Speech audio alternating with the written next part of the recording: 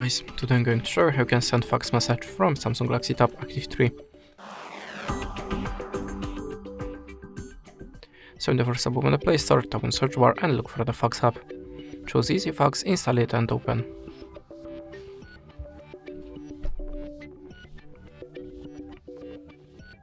Now click on the Don't Allow or Allow as you wish, and to show the free credits banner again, you have to restart the application. Now click on the plus and choose Share Separate Document.